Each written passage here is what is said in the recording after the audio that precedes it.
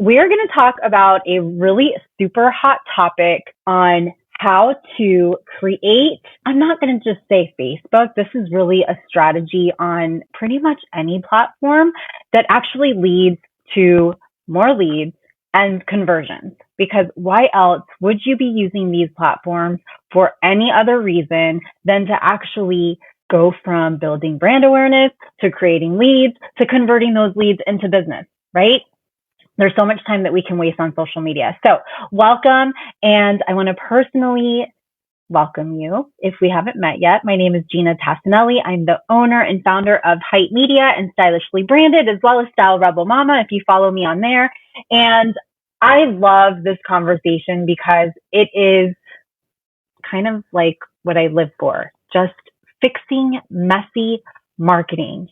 And so I hope that these tips that I share with you today get you moving in a forward direction, because I hear from so many entrepreneurs that I meet with is, Gina, I'm wasting so much time on social media. It doesn't work for my business. Maybe my people aren't on this platform or they're not on that platform. And that honestly is typically not what's the issue. The issue is there's no strategy. So if you're watching this on the replay and you have questions, feel free to drop them down below. I always come back and I answer everyone's questions as you're popping in. And like I said, whether you're watching this live or on the replay, I'd love to hear from you. Let me know. On a scale from 1 to 10, do you feel that social media is effective for capturing leads and then for converting those leads to sales? Okay. Now, take note, I just said for capturing leads, not necessarily for increasing your sales directly from your social media content and posts. And I'm going to share with you what I mean by that. Okay, so let me know on a scale from 1 to 10 if you do find it effective for your business. Okay, so the first thing I want to share with you, and I'm pulling up my notes here on my other screen so I don't lose track of the conversation, because I think I've had a little bit way too much caffeine this morning. Okay, so the first thing is you want to make sure that with your organic and your paid content that you just have one goal and one call to action in mind. So sometimes what I see when I do a complimentary social media audit is that I see a lot of different call to actions happening in one post. And that's really confusing to your audience, to the person that lands on that post, whether it's organic or paid. They're going to be confused. They're not going to be sure what to do. So here's a quick tip. Strategize and then plan using a content calendar. So when you have a content calendar, you are able to strategically have a clear purpose that aligns with whatever your marketing initiative objectives are. And then you can be more intentional when you are putting that content out there so that it makes sense, so that it allows people to know exactly what you're asking them to do, whether that's signing up for a, downloadable checklist or for a free workshop or a challenge or to purchase something even. We just need one call to action. It makes it very, very simple for everybody involved. Okay. So that's number one. Number two is try and use the Facebook shop or Facebook catalog. So this is especially helpful if you are a product-based business, if you have an e-commerce store. We actually, as an agency, we have a couple clients that are product-based. And what I love about using the Facebook shops feature and or Instagram shops feature is that you are able to actually tag your products in your posts. And so it allows for more reach. It allows for more engagement. It's just an easier way for people to see your products than having to leave the platform to go to your website. So I highly suggest in doing that. And it's a great way to capture more leads and more attention that way. Okay. Number three is to make sure that you are remarketing all of your audiences that are engaging with you, your audiences that have viewed products or collections if you're using the Facebook and Instagram shop and catalogs, your audiences that have saved products, your audiences that have initiated checkout, your audiences that have clicked to your website, that have viewed pages. all of those are really highly warm audiences, or they can become warmer audiences for you to retarget to then lead them to the point of purchasing. Okay. So this is going to get a little bit more strategic with paid traffic. And I highly suggest, if you are in a position where you are ready to invest some dollars in your business to really make your organic content go to work for you, I highly suggest a paid traffic strategy. And there's so much that you can do with that when you use your Facebook business page and your professional Instagram profile. Okay, so I know that we don't get a lot of engagement typically on pages, which, by the way, I do have to say that is increasing. We're seeing some clients that are gaining just incredible engagement on their business Facebook page, which hasn't been that case for quite some time, but it's changing more and more. And so I still find it highly valuable to use a Facebook business page, even if you're not going to be running ads. It's really helpful. It's a place where people, it almost serves kind of like a website, except it's more interactive and you can really build relationships on it. And I will tell you, it's a place where people, your ideal clients, as you are connecting with people online or, even in person, networking events, that sort of thing, they're going to go check you out.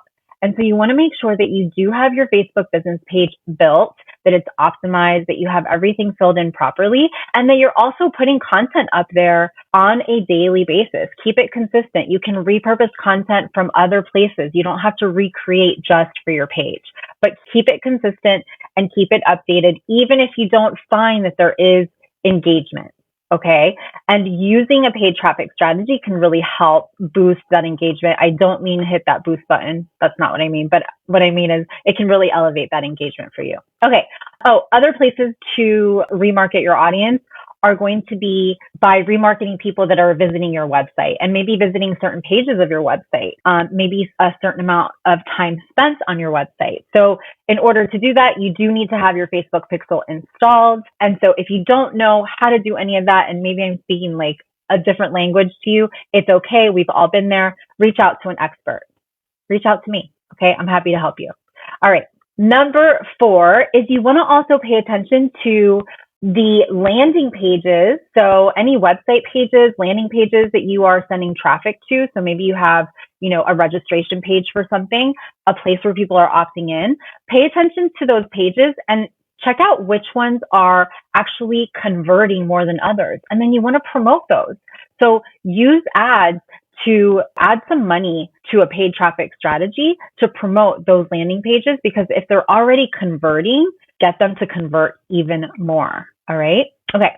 Number 5, this one I absolutely love. We do this a lot for clients. It's a great way to bring your ideal clients into this customer journey of getting to know, like, and trust you, right? Building awareness, getting them to consider to work with you, and then hopefully getting them on a call or to a place where they're saying yes to a product or offer, is to run lead generation ads. You can do this straight by a page on your website, or you can do this right inside of Facebook, inside of Ads Manager with a lead form. And we used to actually run lead forms for clients a few years back, and I found for some time that the quality of leads was not as great as if your ad was directing people to a page on your website where people could opt into something and become a lead for you. But I have been noticing over the last 6 months or so that using lead forms is actually working really well. Our cost per lead is significantly less, and the quality of leads is also up there. So try and use the lead form option inside of Ads Manager. It works really well. And you can use this a few different ways. You can use this to grab people's information, right? Because you're offering something in return. So their name, their email, even their phone number, to take them to book a call with you, to download an ebook, to even to go into a group if you have a group. So it's a really great way to also build a Facebook group. Okay.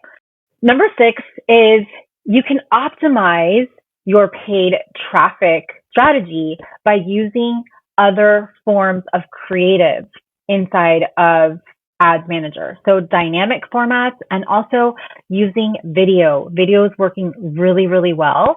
And then the last thing that I want to share with you is number 7, make sure that you are creating an experience for your audience on your social media platforms, on your profiles.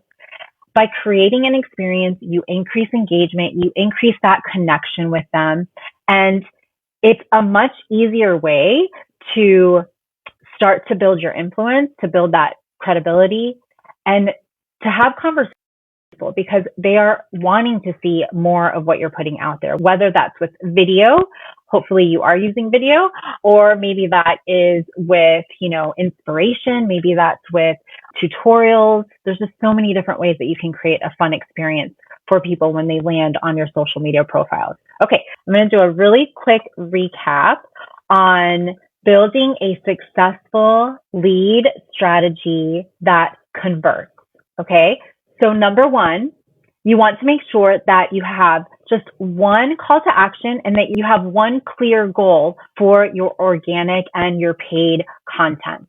Number two, you want to try to include products on your Facebook and Instagram shop. This is really, really beneficial for you, especially if you sell physical products.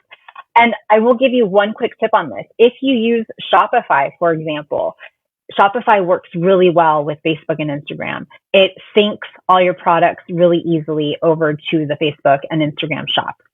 Number three, you want to make sure to be building remarketing audiences so that you can retarget audiences from your Facebook and Instagram. Those are going to be warm audiences. So you're taking people that maybe just sound right. You've built some awareness with them and now you're retargeting them to something else. And you can do this by retargeting people that have engaged with your page, engaged with your Instagram, have maybe saved products from your collections inside of your Facebook and Instagram shop, have initiated checkout, have clicked through your website, have visited your website or certain pages on your website. So make sure that you are remarketing to those audiences. Number four is you want to identify which landing pages are converting more than others, and then you want to promote those landing pages using paid traffic.